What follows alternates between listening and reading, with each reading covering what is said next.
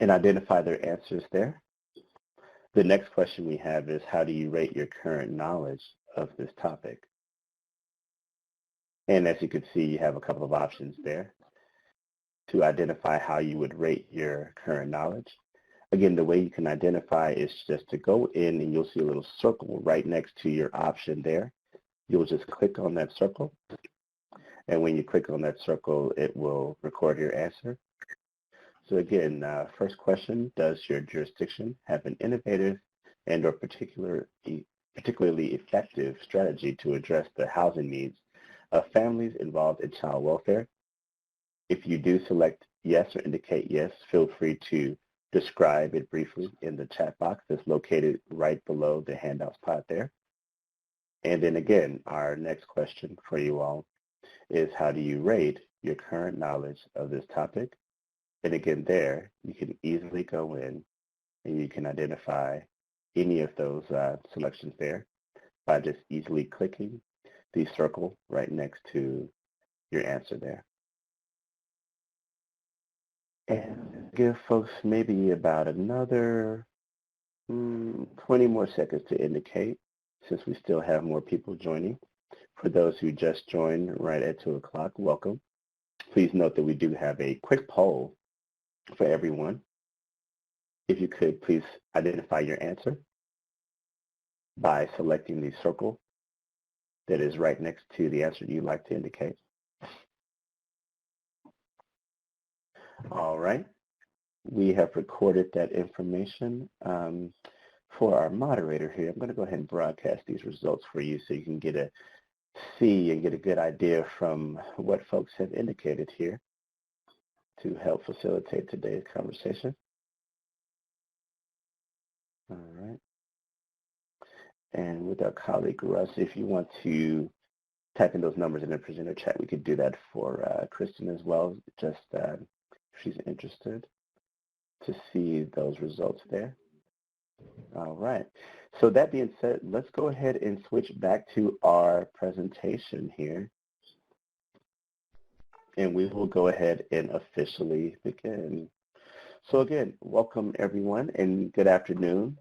And thank you all for joining us for today's cafe conversation, Why Housing Matters for Family Recovery, Stability, and Public Safety. My name is William Moore, and I am with OJJDP's National Training and Technical Assistance Center. And before we begin today's webinar, I would like to take a few minutes to discuss a few features of Adobe Connect for you all to keep in mind and provide a few announcements. Please note that today's presentation is brought to you by our friends at the Children and Family Features, Strengthening Partnerships, Improving Family Outcomes. Please note that today's webinar will be recorded or is being recorded. Also note that our webinar will be available on our YouTube page for those who are interested in viewing any webinars that we've had in the past or any of our archived webinars. You may access the webinars on NTTAC's YouTube page. For those wishing to download a copy of important documents and resources related to today's webinar, you may do so by locating the handouts pod that's directly above the chat area. Here, you will also find an FAQ for webinar participants that will likely address any technical related questions. Click on the name of the file and then click the download button. During and at the end of today's webinar, there will be a Q&A session where presenters will address some of the questions that you all posed during the presentation. For you to ask a question, please type your question into the chat box as they arise. For those of you participating in today's cafe conversation in a group, please help us count. Please take a minute to go into the chat box and identify the number of additional people in the room with you today. If you're viewing by yourself, there's no need to type anything at this time. Only type in the total number of additional people in the room with you today. Again, if you're viewing alone, there's no need to type anything at this time. And I'll give folks just a couple of seconds to do that. Again, only for those who are joining in the group. meaning it's more than one person viewing today's webinar with you, please type in the total number of additional people in the room with you today. Following today's presentation, attendees will receive a certificate of attendance. Please be sure to download the certificate of attendance, or download the group participation form for those who are looking to receive a certificate of attendance if you're viewing in a group. Note that only the individuals who are signed in will receive the certificate. Turn today's presentation over to our moderator, Kirsten Fresclone from Children and Families Future. Kirsten, I apologize for butchering your last name, but take it away. Hi, good afternoon, and welcome. We're so excited about this webinar. We're so excited that you joined today. We have lots of fabulous resources available on the Children and Family Futures webinar site. You can download them here as well. For your team to really look at some materials and talk about how do we support families in our treatment courts, in our family treatment courts, in our child welfare and dependency systems. How do we help these families find stable housing, affordable housing, safe housing? And so we're really excited that this is our first webinar and cafe conversation of 2020, because this is such a critical topic for so many families, for so many communities. I'm actually in Georgia today working with some of Georgia's family treatment court teams, and we were talking about housing and how critical housing is to recovery and helping families reunify stably if children are in foster care or kinship care, but then also how, like, for children to come into foster care, it actually puts them at risk for a whole load of risks, such as dropping out of school, and it also puts them at risk for homelessness. And so as they age out of foster care, and Ruth is going to talk some about that and some of the resources that they have put together to help children aging out of foster care. But it's about that whole continuum of finding supports for families so that they can really become healthy and have this stable foundation from which to work and go to school. And so we're very excited to share some ideas about how to address housing for your families. So to do that, let's go ahead and have our panelists introduce themselves and tell you a little bit about who they are and where they are coming from. So let's go ahead and start with Ruth. Can you please kind of introduce yourself, Ruth White? What's your current role, and why are you passionate about the issue of housing and families? Hi, I'm Ruth White with the National Center for Housing and Child Welfare. I'm the co-founder and executive director, and we basically just create partnerships to ensure that families have access to safe, decent housing to keep their families intact and accelerate their recovery, facilitate their recovery. And then we also work to ensure that no child who ages out of foster care without a family, that they all have access to safe, decent, affordable housing, and that too requires partnerships.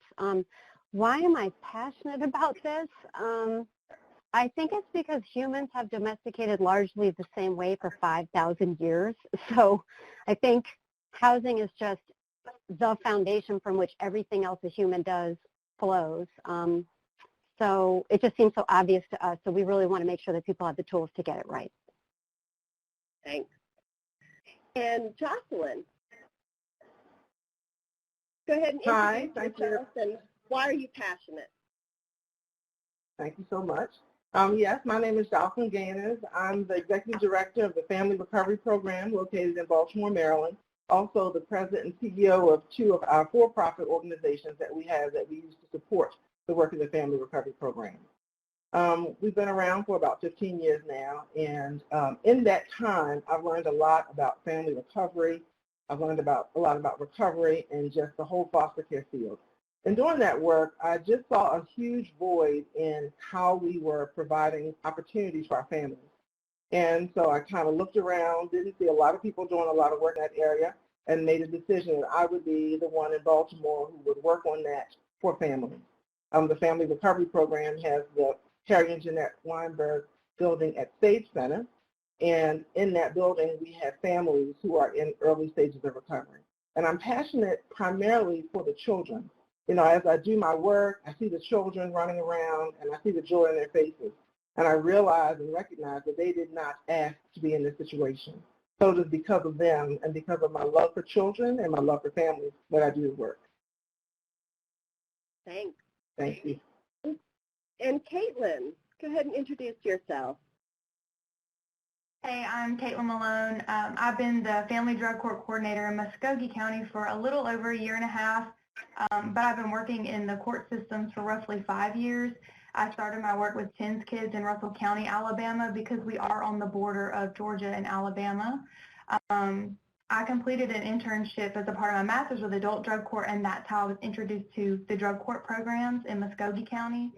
I love working in drug courts and with our families because they're our future, and I guess that's why I'm passionate about it. What our parents impart on their children directly impacts our community. So when I started with Family Drug Court, I immediately noticed a desperate need for housing. We would pour all of these resources into families, but it almost wouldn't matter because they didn't have stable housing and their basic needs weren't being met. I'm passionate about creating stable housing opportunities for our families because I try to put myself in their shoes. If I don't have a housing, if I don't have a home or a place for my child to thrive, how can I focus on recovery, employment, adequate nutrition, healthy relationships, and communication? These are things we ask our parents to develop throughout our program, and it will be difficult to do so without basic shelter. All right, thank you very much. Yeah, what Ruth said resonates for me. When I went back to, I was North Carolina's drug court manager for 12 years and started our juvenile and family treatment course in North Carolina. And in between doing that and joining Children and Family Futures, I went back to school to get a doctorate. And I ended up, I thought I was going to study public health policy, and what I studied was housing policy, because housing policy is public health policy, and it is such the foundation. And so it's really exciting for us to kind of share some solutions and some ideas for folks out there.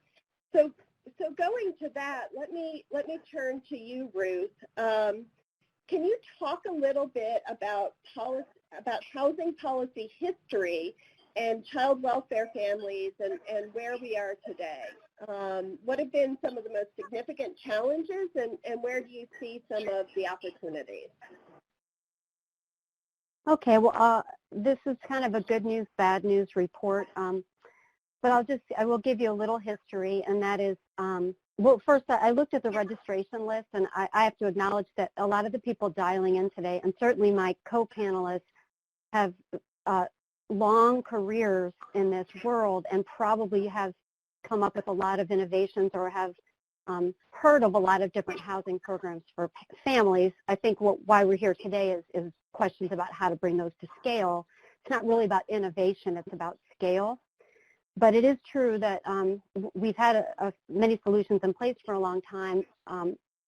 Most of these emerged in the 80s when there was a surge in family homelessness and there weren't adequate shelters. And so the one thing we did have was foster care. So in the late 80s, Child Welfare League of America, Children's Defense Fund, and Congress got together and thought there has to be a better way to serve these families that rather than put these kids in foster care. And so they developed a federal program called the Family Unification Program. So that was signed into law in 1990. It's over the years, there have been over 400 partnerships nationwide. It requires a local level partnership between a public housing authority and the public child welfare agency. So that's existed since the 90s. Then there are also states that have taken it upon themselves to subsidize housing in a similar way. So Connecticut is a really good example of a place where they had families coming out of drug treatment who needed housing in order to, your reward often when you finish drug treatment is homelessness because it was a residential facility. So Connecticut began subsidizing rent using child welfare dollars, and they've expanded that program over the years.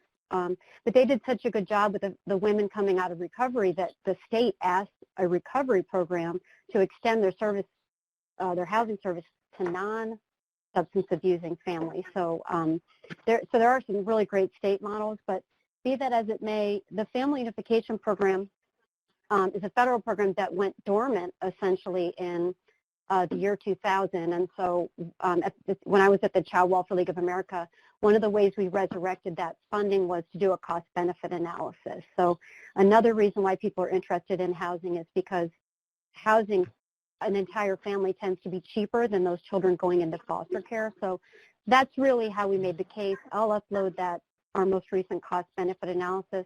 We're also able to do those for on the local level. We've done one for California at the state level, but we can do those down to your MSA for you. But in any event, we were able to resurrect the funding for that program, so it was reestablished in 2008. But an interesting thing in terms of overall federal housing policy happened in 2010. I think Shearston I think maybe it's a spoiler alert, someone was going to mention that federal housing, there have been cuts to federal housing policy. That's actually not the case. Federal housing funding has increased over the last 4 years. It's increased under the Trump administration. We added something like $500 million to the HUD's permanent housing programs. But what's happened since 2010 is that families have lost their share. So I discovered just today that there was a report done in 2019 that showed families in 2010, families were 60% of HUD's permanent housing funding. Their share of HUD's permanent housing funding is now down to 30%.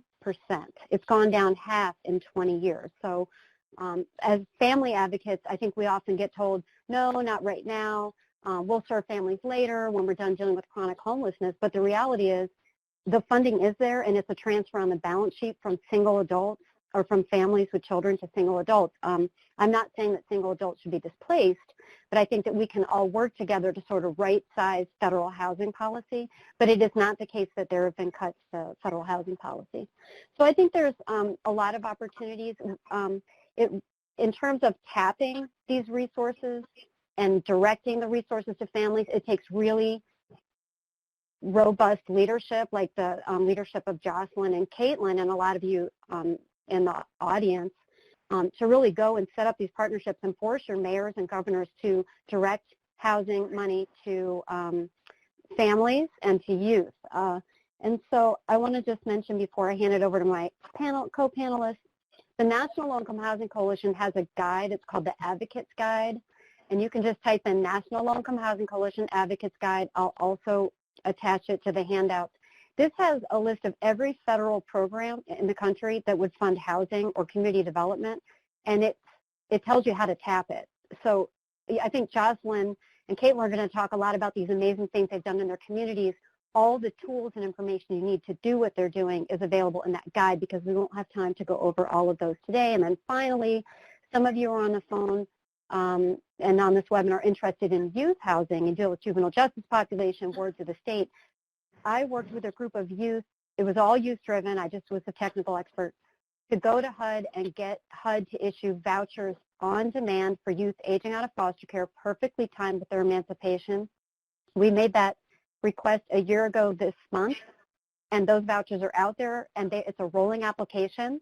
You can continue to refer youth. HUD just issued another 100 vouchers, 1.7 million actually, last week on March 5th. I'll put a PDF of that list up there of all the places. So I think some really interesting opportunities. Shockingly, there are opportunities to tap this funding, and I think this webinar will be a good opportunity for you all to learn how to do it from some great leaders. So with that, I'll hand it back to Kirsten. Thanks, Ruth.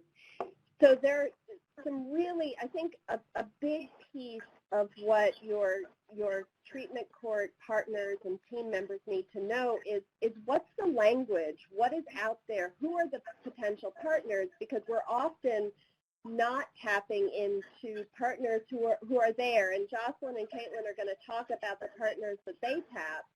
But we really do want to direct you to the webinar, the pre-recorded webinar that has a lot of that information and kind of walks you through what's that language and how do you go about this. And then also to look at these resources, the one that Ruth talked about, the National Low-Income Housing Coalition.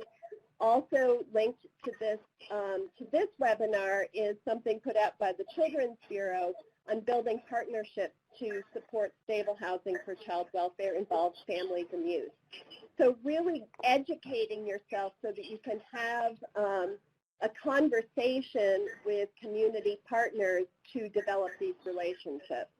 So with that, I'm going to turn to Jocelyn, who really did kind of tackle some of those partnerships to put together a really significant housing partnership and opportunity for families. So Jocelyn, tell us a little bit about what you're doing in Baltimore and what have been some of your biggest challenges and how'd you get so far? Pretty exciting. Okay. Yeah, it really is. And I'm sitting in the housing development now, so I apologize in advance because school is just about out and kids are in the hallway. You know, years ago, as we talked earlier, I just was really frustrated, and I looked at our numbers as a family recovery court, and I said, you know, we are losing opportunities with reunification because parents don't have safe and affordable homes. And it was one of those moments, I just kind of looked around the room, didn't see anybody doing it, and I decided I would go ahead and tackle that myself.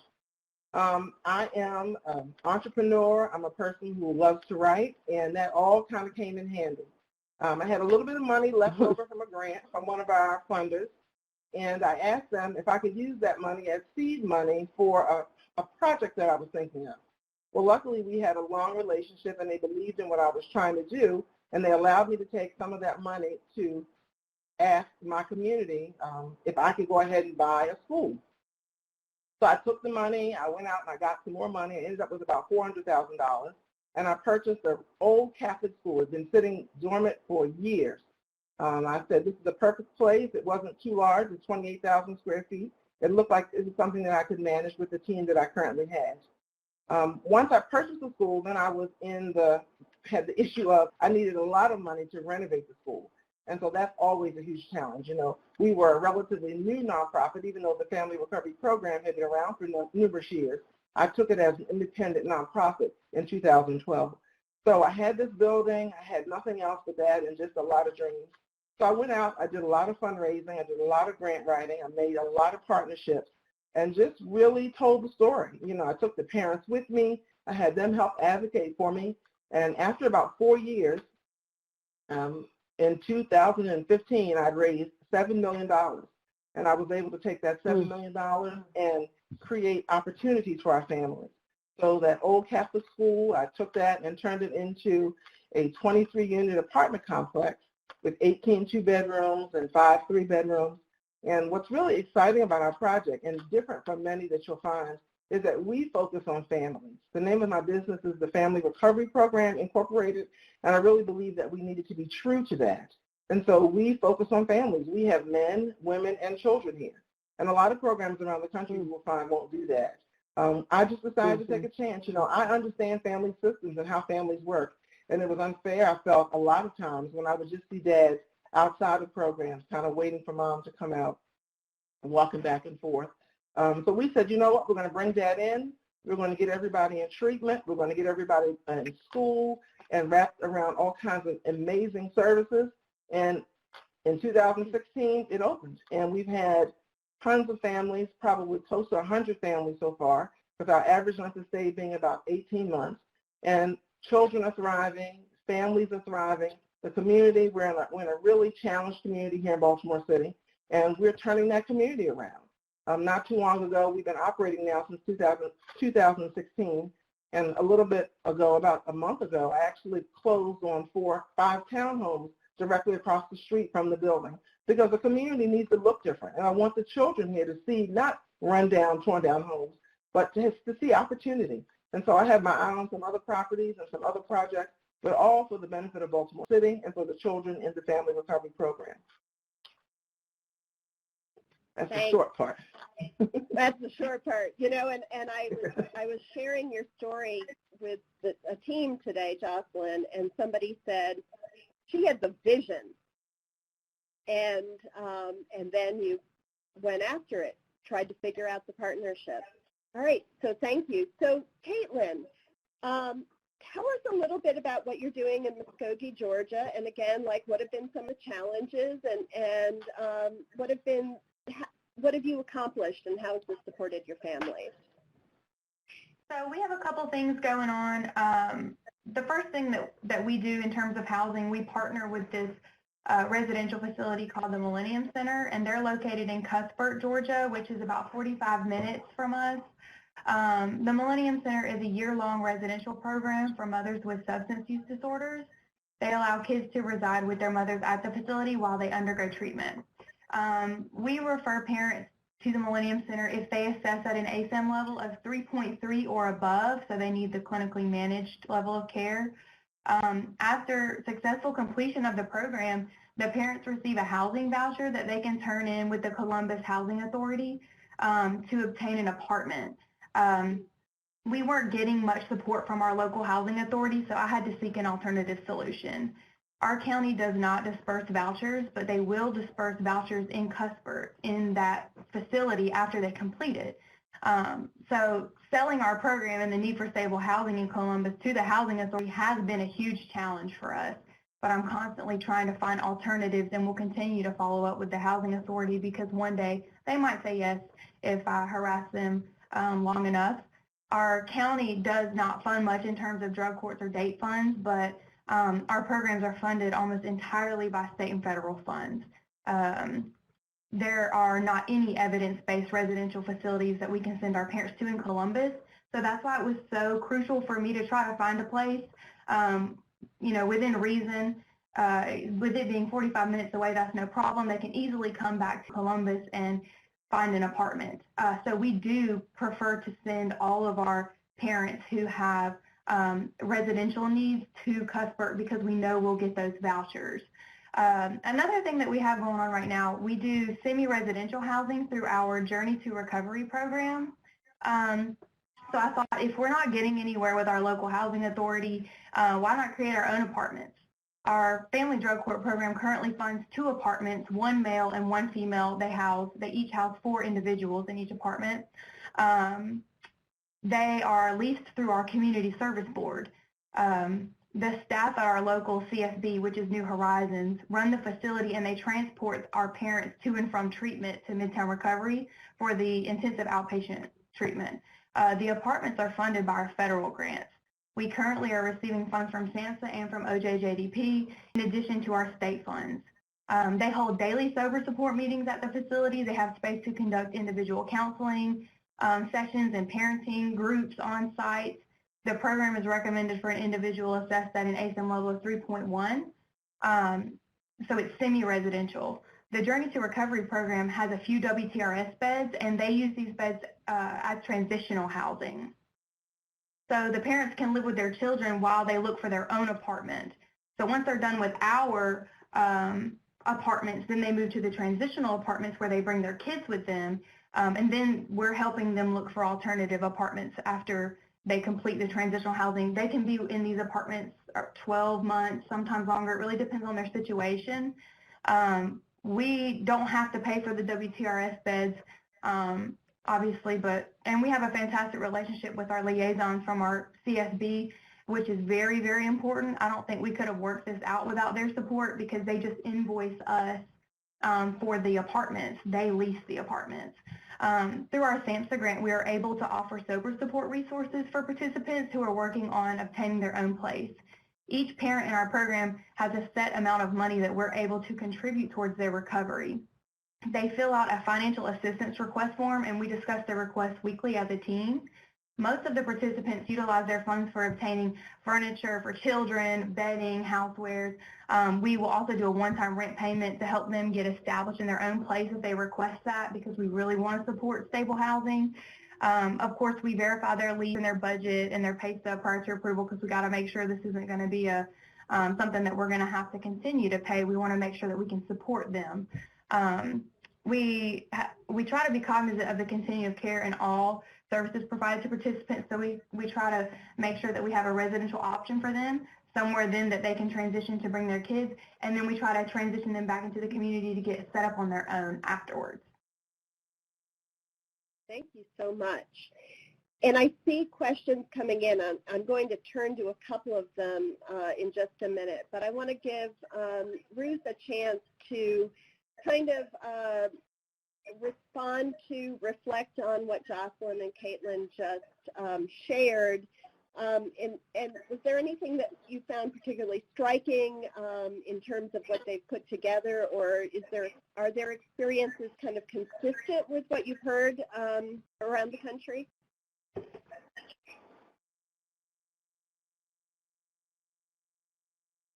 Based on the comments coming in, let me first say that it's clear we're dealing with rock stars, okay? So I think it would be hard for people to go out and do everything that they're doing right now. But it's important to just get out there and start talking to housing people and building the relationships. So, and it is true, there were questions that came in earlier about people who are advocating for families and youth being told by community development offices, public housing authorities, mayor's offices that this is not the time, we have a resource constraint, we can't serve families, but you have to build those relationships and continue to make your case, because it is true that all of these resources are locally driven and they're at the discretion of the local leaders. That's the case on the housing side, but that is also the case on the child welfare side. And it's interesting, when we go out around the country and make these things known to people, they often say, well, we can't do that because it's not in the statute. So we show them the statute. And they say, well, we can't do that because it's not in the regs. And we're like, here's the regs. And then what they eventually find out is it's at the discretion of the local child welfare commissioner or director. And so it isn't that they're resistant necessarily, they just aren't aware that they can use resources in this agile way that Jocelyn and Caitlin are doing. So it really becomes building awareness. And I think that's important. But also Caitlin mentioned a couple of times that her families go into transitional housing and have opportunity to have case management, treatment, they can follow a treatment plan, so on and so forth. Under HUD's portfolio, that's much more difficult to fund. That's not really a local decision. HUD, over the years, has tried to eliminate transitional housing, but I want to tell people that there is widespread acknowledgement now that that was catastrophic. And so now would be the time to go back and start to talk about the continuum that Caitlin described and give a window of opportunity there. So, thanks. Thank you, Ruth. Yeah, so I think you kind of started to talk about that, Ruth, but how do you connect and how do you break through to make those connections between child welfare and the housing authority? And somebody said they're totally separate. And every time, we get these, the housing authority says, the list is closed, the list is 20,000 people long in the case of Chicago or somewhere. And so the question is, how do we do that? And it's like every other partnership that you make with your treatment court team. You talk about what do you bring to the table. So you're not coming to the table with your hat in your hand. Treatment court teams bring to the housing authority, bring to folks who are apartment building owners and who rent to families. You're bringing something. You're bringing court supervision. You're bringing a whole team. You're bringing drug testing. You're bringing a really immediate response when the landlord says there's a problem. You've got a whole team that will support that. And those landlords don't have that coming from anywhere else. So you really are bringing something to the table.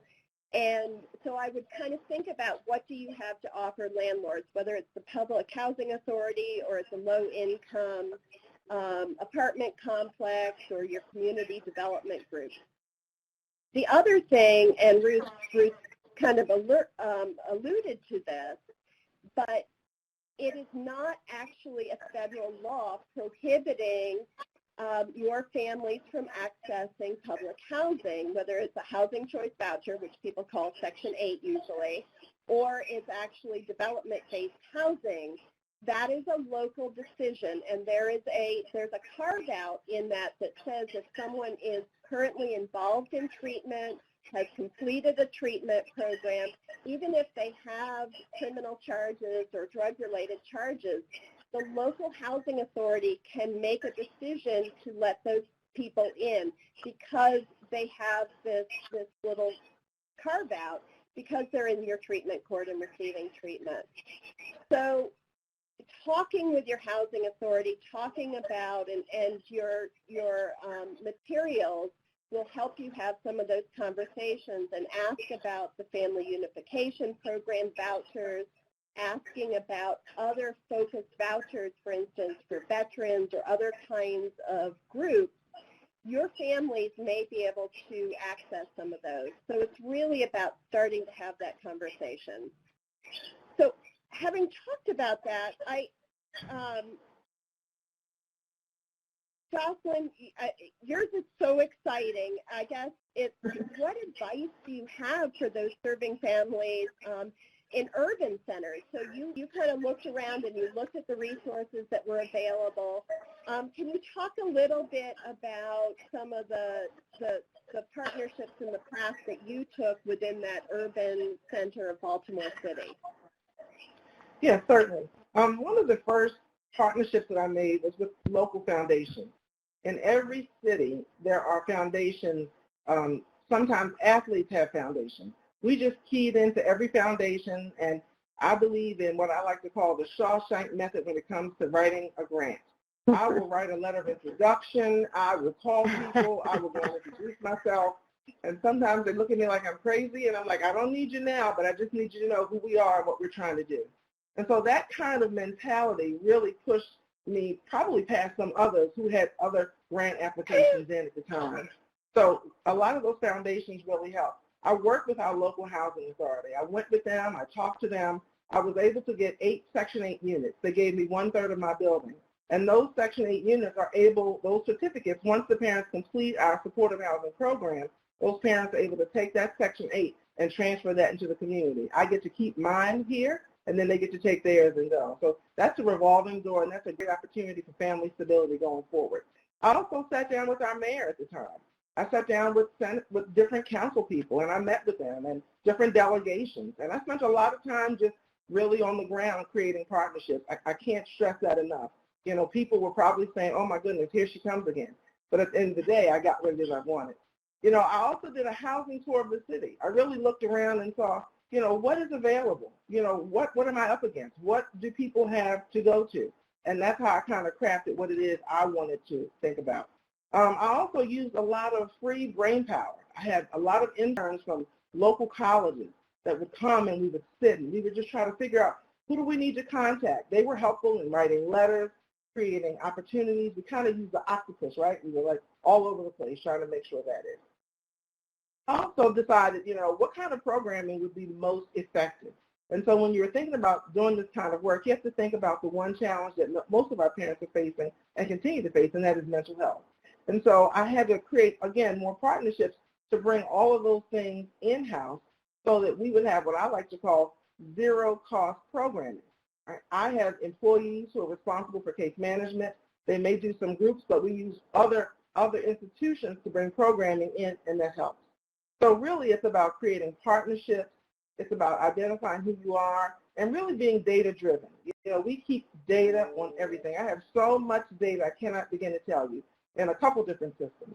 We have data all the way back from 2005, and my staff will tell you I also have the charts from those people from 2005. They often chastise me about that, right? But it is important because with that information, it's rich. And I can look at that, and then over time, I can see what is the impact of the Family Recovery Program on the citizens of Baltimore and on the people that we serve.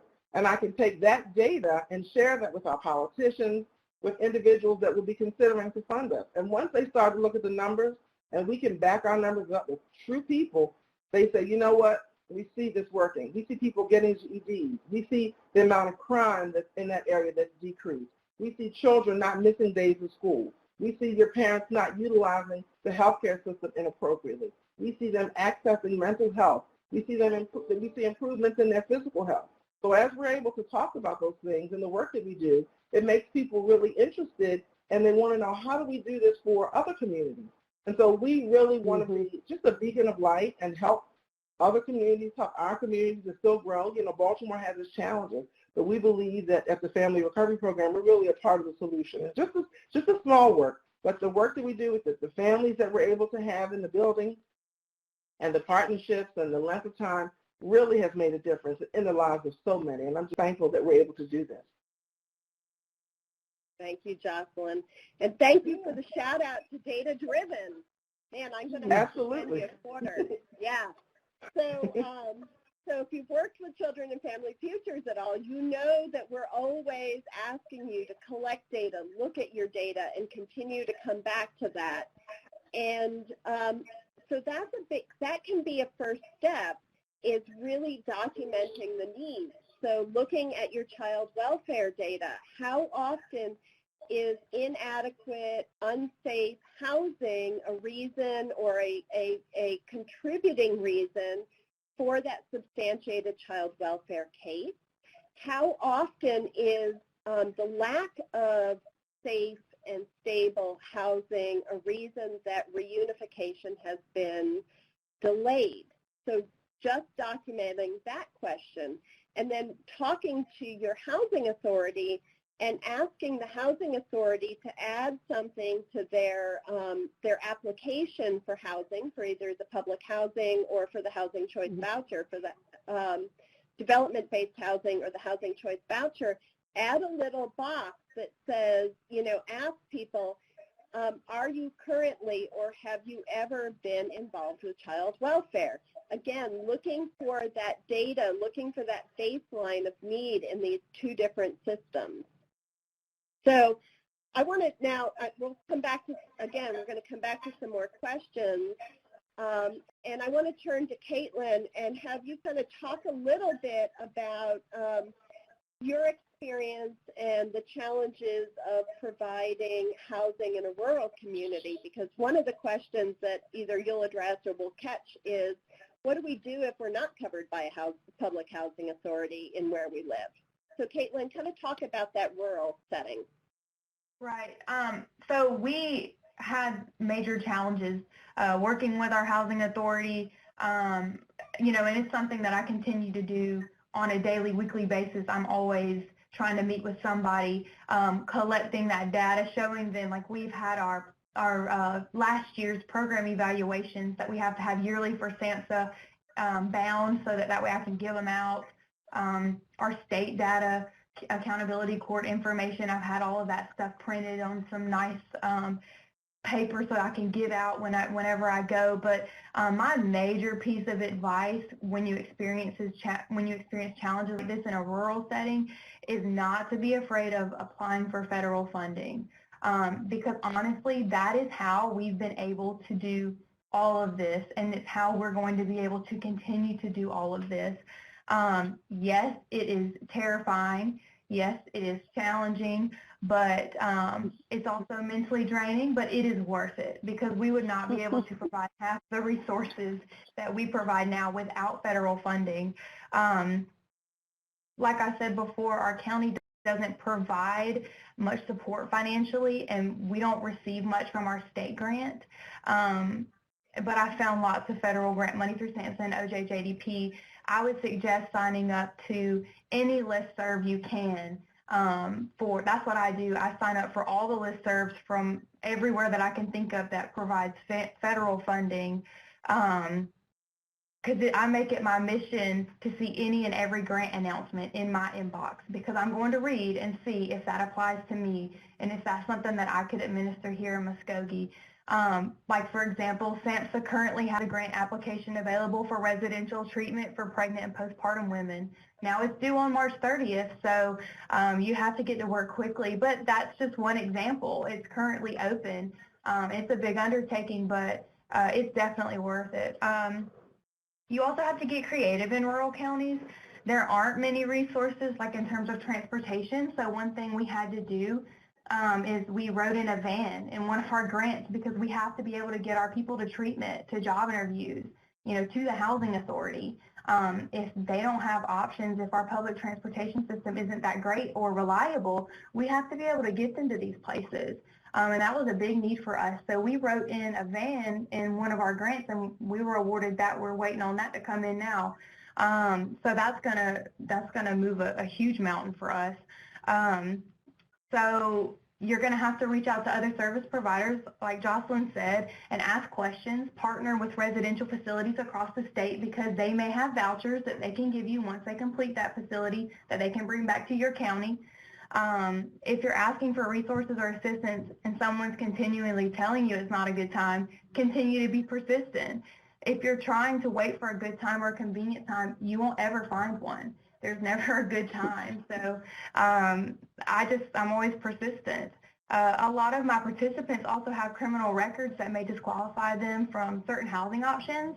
This is where I also had to get creative. I sent my case management staff to an expungement workshop so that they can assist our participants and provide direction for them. And I'm continually trying to create housing options to circumvent those barriers. So if you're trying to find housing that doesn't exist, try to create your own. That's my best piece of advice, honestly. Thanks so much, Caitlin. So I also, Ruth, I wanted to turn to you if you would, and maybe share some of your experience and recommendations in terms of other funding.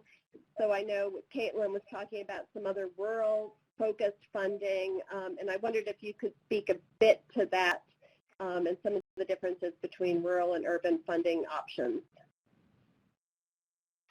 Well, it's interesting because we often refer to like public housing authorities, and we think of housing programs as a very urban phenomenon, but the U.S. Department of Agriculture actually complements, has sort of like it mirrors HUD's permanent housing portfolio. So there's a loan guarantee program that basically means that there are entire buildings in rural areas that are subsidized and affordable.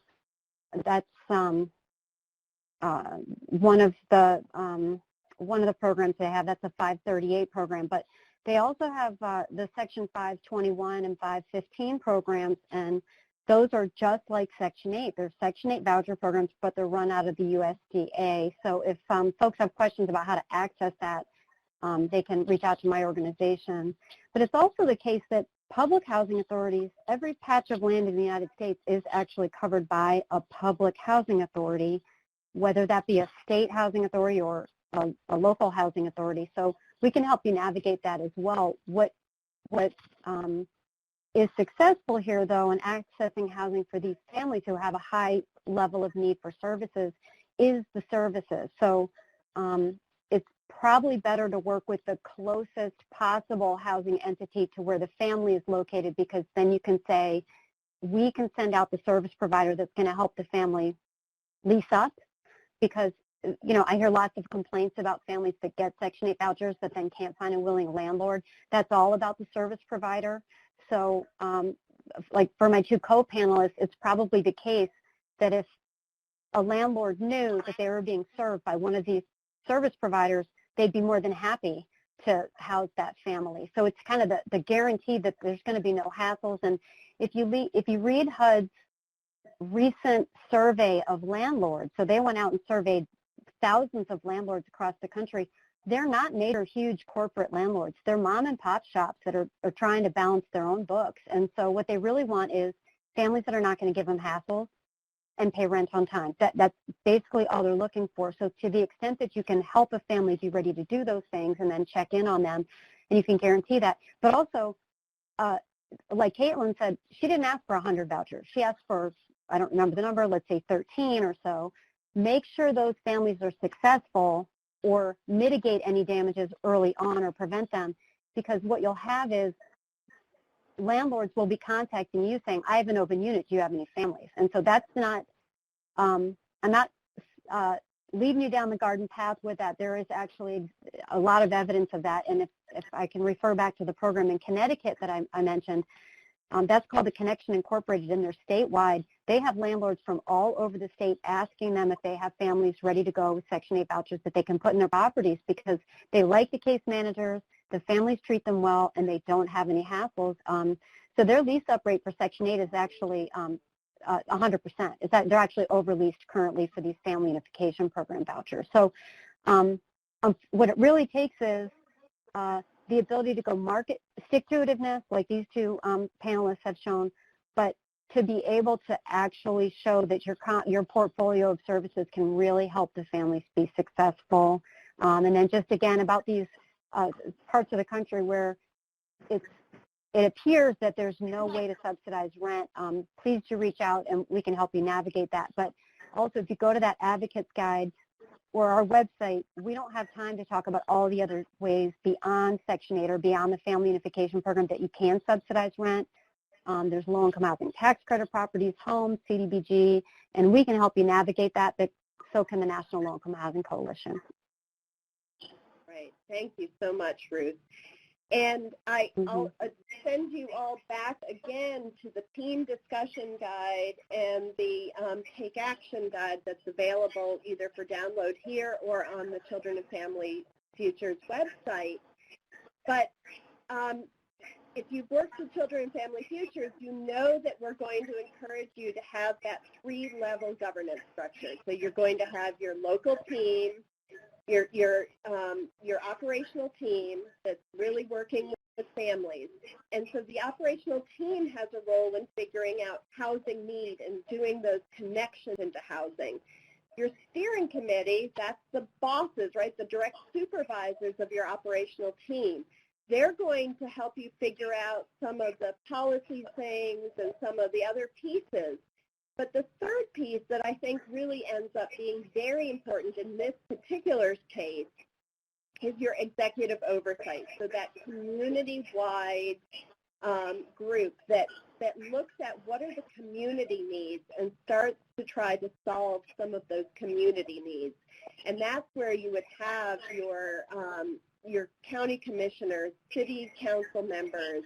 You would have people from the planning department who will work with you to try to solve some of these bigger systemic kinds of questions and can support you as you find, for instance, landlords who would work with you. Because I know, and Ruth talked about this, and a lot of the questions have come in, you know, our families get a voucher and then they can't find a landlord who will take it. So developing some of those relationships, building some of those trust relationships with particular landlords, finding landlords who may be in recovery themselves, you know, who want to work with you and want to be part of your steering committee or your executive committee. Jocelyn, you worked with the planning department in Baltimore to support some of the work you did, right? Absolutely. You know, all of those connections that you just said were invaluable to me. I mean, I think, you know, one of the challenges I think some small courts have is we call our executive team our policy team. That's our steering committee. And they really asked me early on, please, let's invite whomever we can. And so I encourage everybody to be real creative. Invite the health department. Invite local police jurisdictions. Everybody has a stake in housing. People realize that, you know, you can't even do anything if you don't have a place to put your head. You can't focus on your sobriety. You can't focus on your children if you're cold and if you're wet. And so with all those people having a desire for input, you'd be surprised they show up and they want to help. You know, when we got our Section 8 vouchers, we were first told that, you know, there were too many Section 8 vouchers in Baltimore City in the area that I'm in. And again, with the Shawshank method, I just kind of encouraged them and I showed them, as we talked about earlier, what a benefit we were going to be to the community. And I've proven that by trying to continually support the parents even after they leave. We, as you said, we do still work with the other landlords also to give them support. So all that's great things. Those are all great ideas. Thank you so much. And I know a lot of you have raised concerns about these barriers around having a criminal conviction, having a substance use disorder, having poor credit histories. It's a huge barrier to just put together the money, right? You need your first and last month's rent, you need the utilities, you need all of those things. But if you build those partnerships, those folks can help you. You've got community folks who may help you with the putting together the money, that rapid rehousing, to put the money together that you need to get folks into housing. And again, building those trust relationships so that people will take a chance on your families. Mm-hmm. So we're kind of addressing some questions as we go.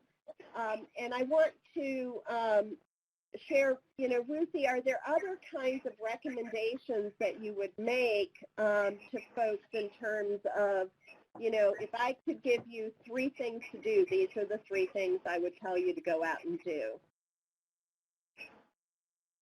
Oof, I wish I had those ready to go. All right, let me give it a shot. All right. Number 1, have the level of persistence that my co-panelists have, because you will often be told no, whether that be on federal grants or have the not feel that you have a seat at the table when it comes to these discussions about housing money in your communities. I would force your way to the table. That's number 1. Number 2, housing is a patchwork quilt, right? So when you're trying to create housing, you may have to think about how to finance bricks and mortar. You may have to figure out how to just plain old subsidize the rent. So you don't have to become an expert in all of this. You can just partner. There are consultants out there that write housing. Sometimes they call it like the secret sauce, like how to actually fund all the stuff that Jocelyn did.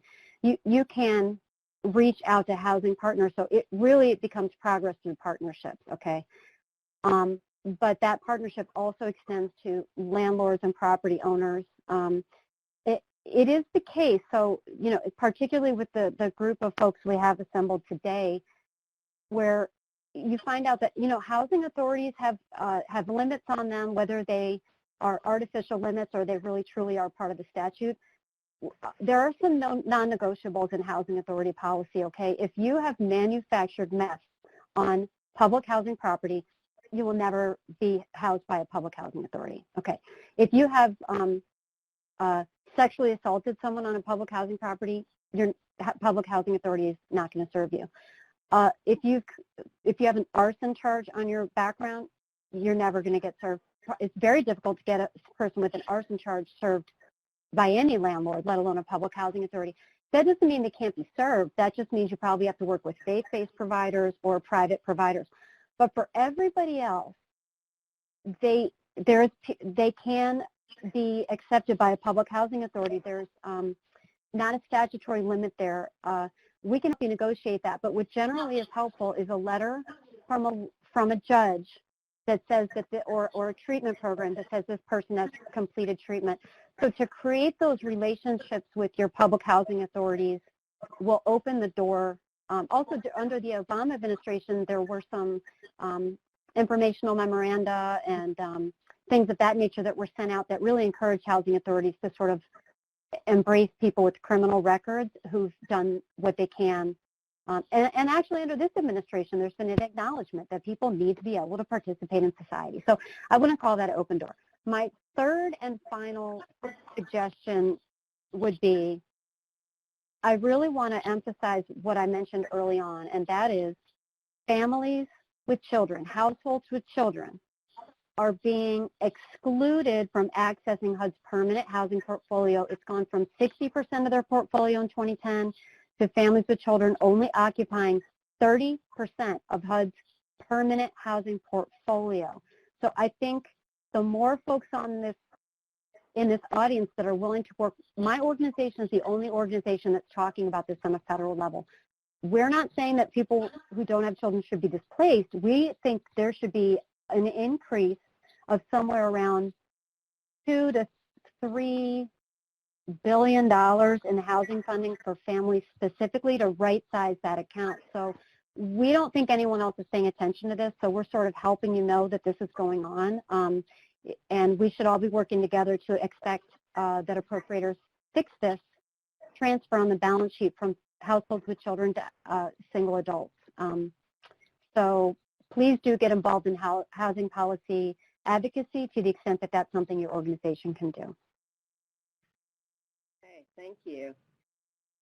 Jocelyn, I'm going to direct a question to you that came in from one of the folks registering. So we've encountered barriers with our leadership. It's continually not a good time. Do you have tips on how to address or overcome this? Well, you know, it's never a good time to do anything when it comes to this work. It's very expensive and it's very exhausting. One of the things when I heard that, I remember my days when I was selling Avon years ago, right? And you think about all the times that people tell you no. And every time they tell you no, it just gives you more interest and desire to push forward.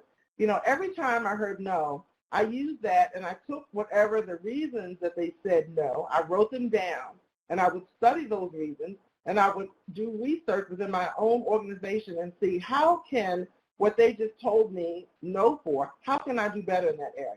There's opportunities for growth everywhere. Every time, you know, I write grants all the time. Every time I write a grant, I want to know what didn't we answer? What are we not responding to? So when people tell you no, don't take it personally. You know, understand the work, keep that at the top of your mind, and figure out what do you need to do differently, because sometimes you have to look at solving problems from a different arena. You know, sometimes we use the same old methods, and people don't want to hear that all the time. They want to hear different and creative ideas. And a lot of those no's are just a push in that direction. So sit back, reevaluate, take some time with your senior team, if you have one, or just some local folks, and just say, how can we really impact this problem here? And you'd be surprised, you know, when they see that you've invested the time and the energy to get the information together and make another presentation, it might just work. Thank you, Jocelyn. So another kind of question that's come in, and I think something that's useful to think about, is that nothing is one size fits all, and we don't always need to solve every problem with our own particular funding or with one funding source. And there's real value to educating yourself about the different funding sources that you might need to bring to bear to provide housing and treatment, particularly for our families.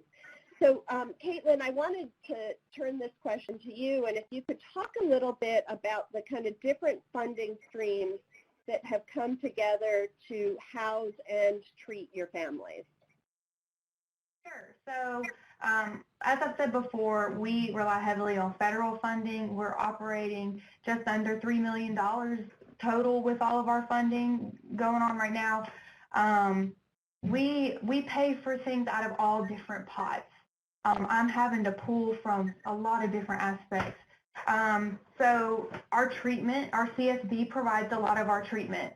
We partner with our CSB for all of the intensive outpatient treatment. They bill Medicaid for that. The only things that we have to pay for is our MRT groups and our parenting groups and celebrating families. That all comes out of a federal grant, except the parenting class comes out of our state grant. And so we do rely heavily on that. The WTRS beds, if I can find a WTRS bed, I'm going to put someone in there. So I'm constantly. So what's a WTRS bed? Yeah, it's funded, like DFACS has to make the referral. Our Department of Family and Children Services, they make a referral and they're paid for by the state. So they place women with children as like a transitional housing in those beds. And so the Millennium Center does that. They use WTRS beds. And so our transitional housing with Journey, they have 3 or 4 WTRS beds there, and that's how they're able to bring their children with them. And they have some for males too, because it is very, very difficult to find residential placement for males with kids, for fathers, which we would definitely prefer that the family be in the same apartment. But like I think Jocelyn mentioned this earlier, that is very challenging to find someone who's on board for that, with that. So that's why we wanted to make sure we could provide that in Columbus. And so, yeah, we pull a lot of our transportation stuff out of our state grant funds and out of our surveillance and drug testing comes out of state grants, and most everything else comes out of federal. A lot of our salaries and stuff come out of federal funding. We utilize interns, though. Like Jocelyn does, we rely heavily on our interns. We do bachelor level and master level interns. They do assessments under supervision. So we're not having to pay an arm and a leg for a lot of our clinical evaluations because they're doing assessments for our participants under supervision, under our program evaluator's license. So that's very, very valuable, is finding alternative solutions to have these services paid for. Like I said, I'm always looking for grant solicitations, and if I can find something that New Horizons, our community service board, will pay for, I'm going to sign our participants up for that. We partner with an organization here in Columbus called the Family Center, and they provide all of our specialty counseling. That's paid for through federal funding, like our trauma, our domestic violence. If we have a recommendation that comes in from the evaluation or from the team, someone needs domestic violence counseling, we refer them to them. They do family counseling, they do trauma informed, and they do different trauma groups there. They do a PTSD group there. All of our specialty is through our community partnerships, and that's all paid for through federal funding. We even provide alumni, participants that have graduated from our program. I even wrote it in the grant to provide services to those individuals after they graduate, because we want to be able to continue to provide counseling services, because a lot of issues and a lot of the trauma that our individuals come in with, those don't end after our 18 to 24 month program. They still need counseling or family support in some way. So yeah, DFACS, our Family and Children Services Agency, they do help out with a lot of different resources as well. We are constantly collaborating with DFACS on getting supplies for kids, any mothers that just recently had babies, formula, donations. We're partnering with churches. They provide a lot of assistance to our families. We'll go into different churches and say, hey, this is what we do. Would you guys like to be a part of it? Because a lot of churches have foster care service groups, or they do a lot of community service, and so they provide a lot of support, like car seats. They'll donate car seats and stuff. We buy bus passes through our state grant for the kids so that they can ride public transportation. So there are a lot of different funding sources that we utilize in order to make this thing happen and try to get as many resources as we can to our parents and our kids. Thank you so much, Caitlin. And this is being recorded, and so you may want to go back and take a look at this, because we've talked about now quite a few funding sources and ways to bring things together. So we've talked about having Medicaid or your state substance abuse and mental health funds that can be brought to bear for the treatment part of your housing. We've obviously talked about HUD funding. In rural communities, we talked about the Department of Agriculture and some of the resources that are available there. Schools have funding to help with homelessness and help put some of those pieces together. But I want to turn to Ruth and also have you talk a little bit about Family First, about maybe some of the Violence Against Women Act funds and some of those pieces that may be able to come together here as well. Well, let's talk Family First Prevention Services Act. It was an interesting journey being involved in kind of behind the scenes about how that all got put together. Originally it included unlimited, uncapped entitlement to whatever a family needed to stay together. So whether that be drug treatment, housing, cash assistance, whatever. And then, as you can imagine, that got dialed back considerably, and it ended up being just a year of that to prevent a kid from entering care. But even then, the economic supports part of that was, I think, dialed back even more. But Congress is interested in what can actually be done with that year-long prevention. And so again, for the folks in this audience, we believe, and I would love to hear from folks about this, we believe that if a family is in a residential treatment facility with their children, that's reimbursable under Title IV-E regardless of what their income is.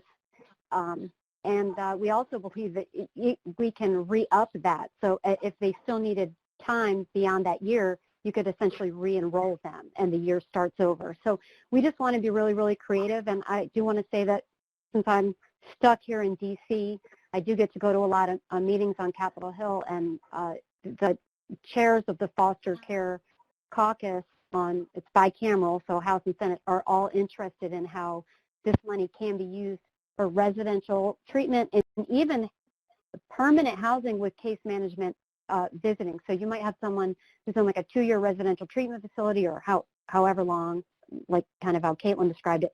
But you could use Title IV-E to subsidize their rent out in the community and send them a case manager, which isn't an uncommon practice. That's actually how the connection model is set up. So I'm intrigued by conversations about how folks are going to draw down this money. But again, that all relates to how states write their plans. So HHS can give you, or Congress can give us a very wide tether here, but it really comes down to folks sitting down at the table and having the kinds of conversations that Jocelyn and Caitlin had. Then, Kirsten, you also mentioned VAWA, the Violence Against Women Act. There are probably a lot of programs on here that use the domestic violence funding portion of that. VAWA has a transitional housing element to it. I don't think enough people talk about it. I would urge you to do that, but I want to say that there's an effort now to use a line item at HUD that funds permanent housing vouchers, so Section 8 vouchers that can be issued on demand, perfectly timed with the family's needs regardless of where they are in the country. It's called the Tenant Protection Account, and we have been trying to encourage domestic violence advocates to tap that resource, and that concept finally made it into an Appropriations Act. So again, if there are folks on this webinar that are interested in talking more about that, accessing permanent housing vouchers for those families beyond VAWA, or maybe as a VAWA could be a bridge to a permanent housing voucher, we would love to talk to you about that as well. Thank you so much. We're kind of coming down to our last 5-10 minutes or so, because I know we've got some wrap-up that will come from NTAC and from Children and Family Futures. So I asked Ruth earlier to kind of name her kind of top 3 things that she would say to cite. And so I want to ask both Caitlin and Jocelyn to kind of do that same thing, kind of wrap up, if you've got this national audience, what would you tell folks as they're trying to navigate this world? And I'll let either of you volunteer to go first. I'll go ahead and go. I kind of said this a lot, but I mean, if I could give any advice, my number one piece of advice would be not to be afraid of applying for federal funding. Like Jocelyn said, you'll probably be told no, but just take it, learn from it, and try again, because that's how we're able to provide these types of services. And in my instance, or my situation, I've had to kind of go around certain things, and that's how I've been able to. My second thing would be to keep data current and make sure you're astute in your data collection, because that's how you're able to solicit and sell your program across your community and even at a state level. And even at a federal level, I've had to put my numbers from my program in different federal grant applications when I'm saying, why is this important? Why do I need this? In order to justify me asking for things, I have to have data from my program. and from family services as well. Why do we have 430-something kids in care right now? We need this. And then the third piece of advice would just to be persistent. And when someone tells you no, just ask again, because who knows, depending on the day, they might say yes. If you ask them enough, they may say yes, or something has changed. So just be persistent as well. Thanks so much. And Jocelyn? Yeah, Caitlin, I could just ditto that because we are thinking of with the same mind. But just again, as I shared earlier, I strongly believe in what I call the Shawshank method. You know, just like in the movie when he didn't get what he wanted for the library, he just didn't stop. And so you have to really be mission driven. And, you know, our mission is very simple. Our vision statement, all very simple. And we try to think about that. I had to post it all around the office so that we all are reminded what it is we're working for. The second thing I would do, and I need to do more of this, and that is to show your work. You know, don't be afraid to let the city and the county and the state know of all the great things that are going on. You know, people do get better. Recovery happens. Recovery works. Families matter. You know, find some great taglines and put on the work that you do and share it. Tomorrow we're having a graduation here in Baltimore. We're celebrating 8 families that will be unified. We are going to party tomorrow. I'm looking forward to it, right? And we've invited folks to come and celebrate with us. So don't be afraid of showing your work. Just to remind people, think of non-conventional partnerships. We had a partnership with Johns Hopkins years ago. We still have it. I needed people's teeth to be fixed. They could not get jobs because their mouth was devoid of teeth.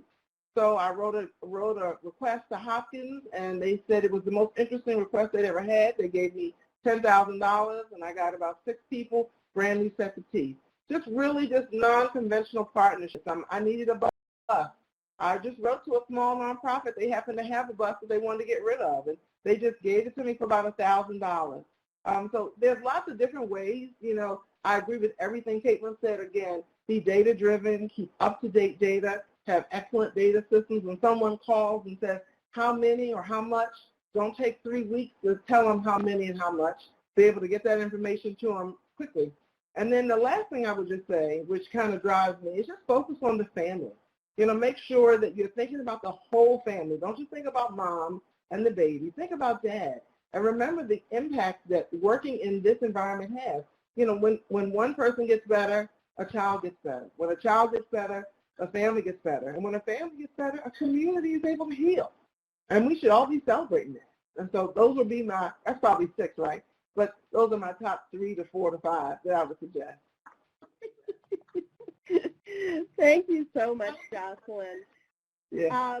And I've seen a few folks pass in some you know, we had an original question that asked you, do you have an innovative or particularly effective housing kind of partnership?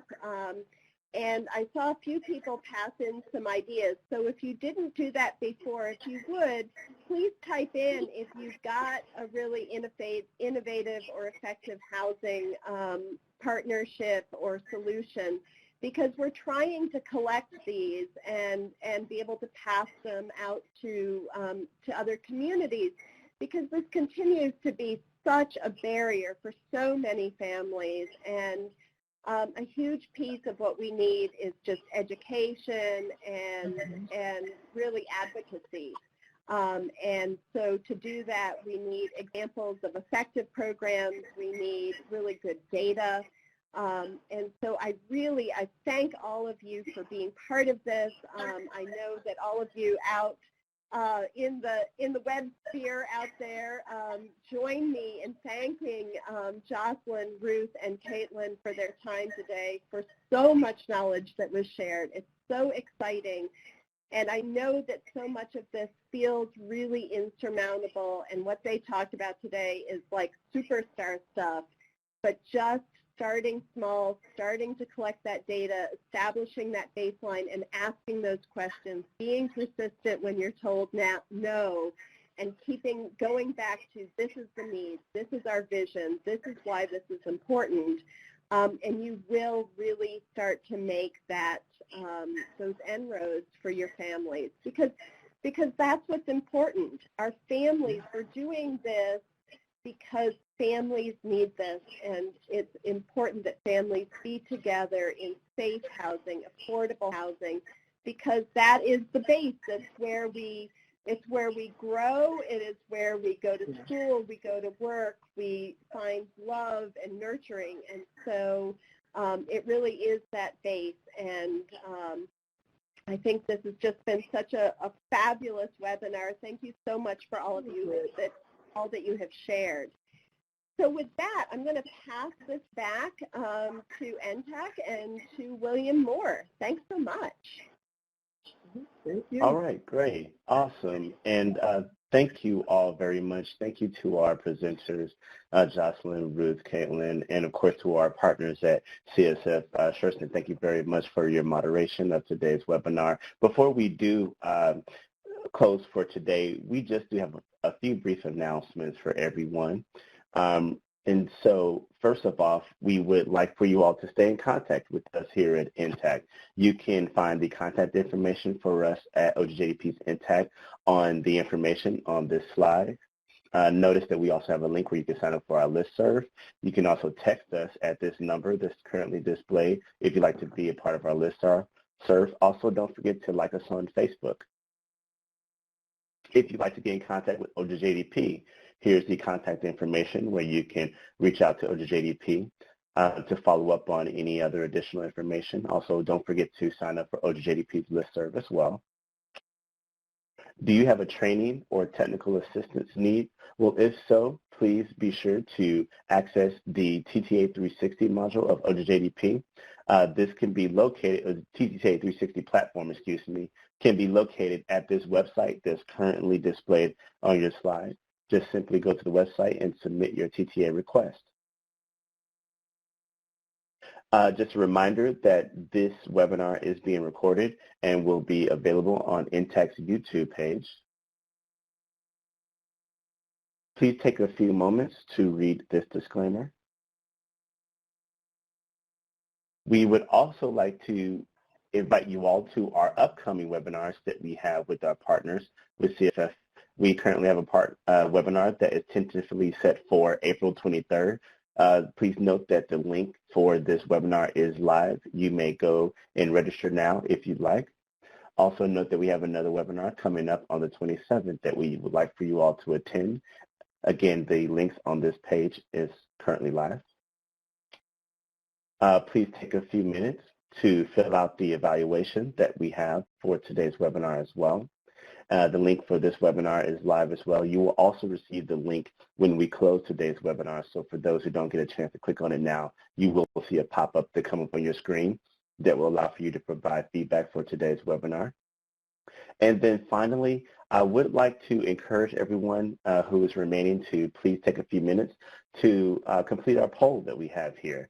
We basically want to know, how do you plan to apply the information from this webinar to your work?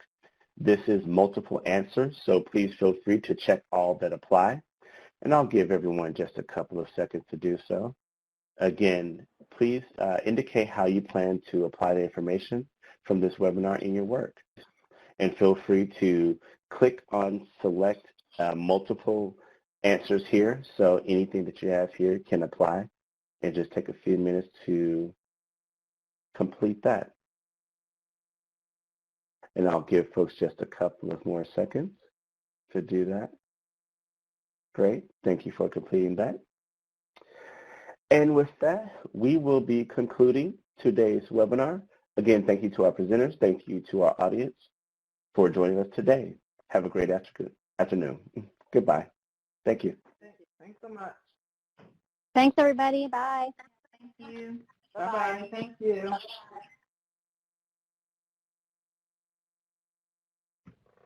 The host has left the meeting, so at this time, the meeting will come to an end. Thank you